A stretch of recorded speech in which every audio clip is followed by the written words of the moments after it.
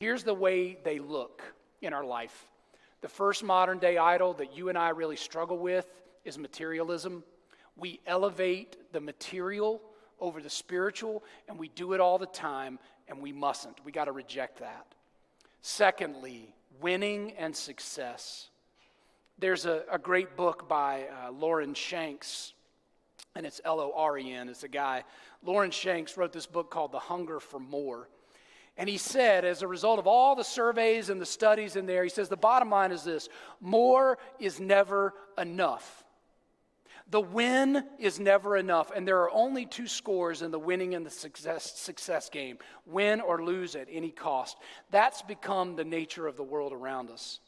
Some of us bow at the altar that we have built to success, and we turn it into worship where other people have succeeded. That's the thing we think, okay, I got to be like somebody else.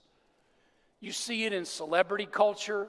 You see it in influencing culture, which is so prevalent today, and we think, I got to be like that. I got to look like that. I've got to do that.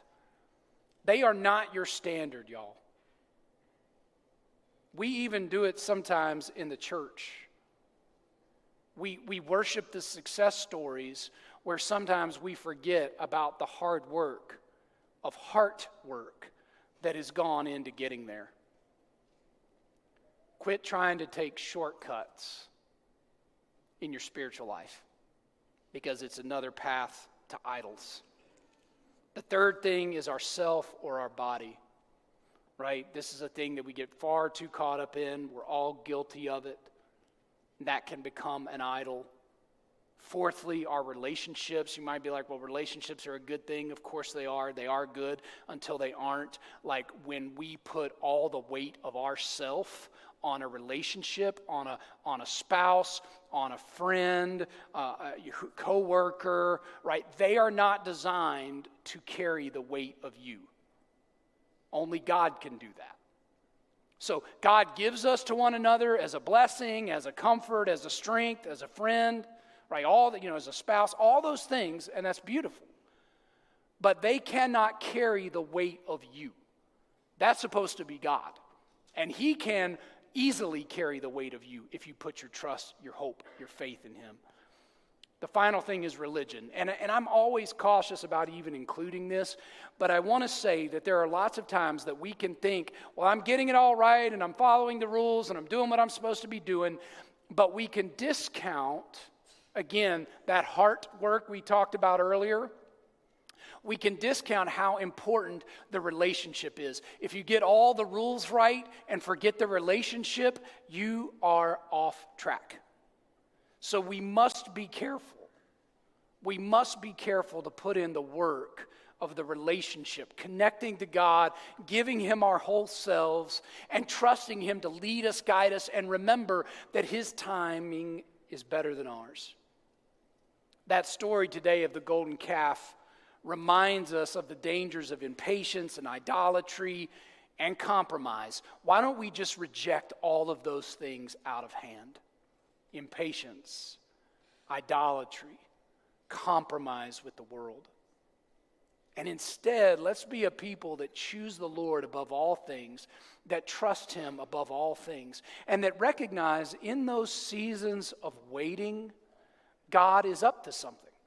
I mean, He's moving and He's working in ways we cannot always see. We sang about it earlier. Even when we can't see it, you're working. Even when I can't feel it, you're working.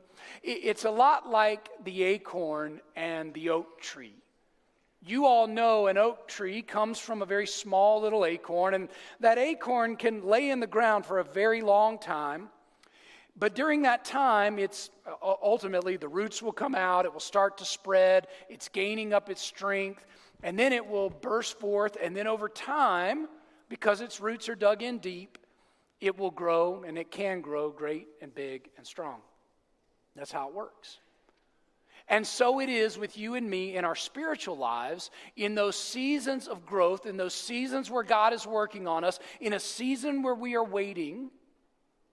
There's very likely very beautiful things happening there that, again, like those scions we talked about later, are going to burst forth on God's time, not our own. But here's what I would remind you of. You got to watch your roots. Because you can feel big and strong and like you got it all going on. And I think I've mastered this thing called life. Things are good. But you know, the Bible says, and it's true, that pride comes before the fall. If I had asked you a year ago to stand in my backyard and look out into the woods with me, and if I asked you to pick out the biggest, greatest, grandest, strongest tree, I can just about guarantee you that you would have picked this beautiful, tall, white oak that I used to look at all the time. And it was the most beautiful, tallest, strongest tree, seemingly, in all of the woods. And I just loved it. I loved to just watch it. I'd watch it just sway a little in the wind. Beautiful tree. Until it was crashing through my back porch early one morning a few months ago. And I couldn't believe it. Because, like I say, anybody would look at it, you say, man, that tree is great. It looks so good. It looks so strong. It looks so healthy.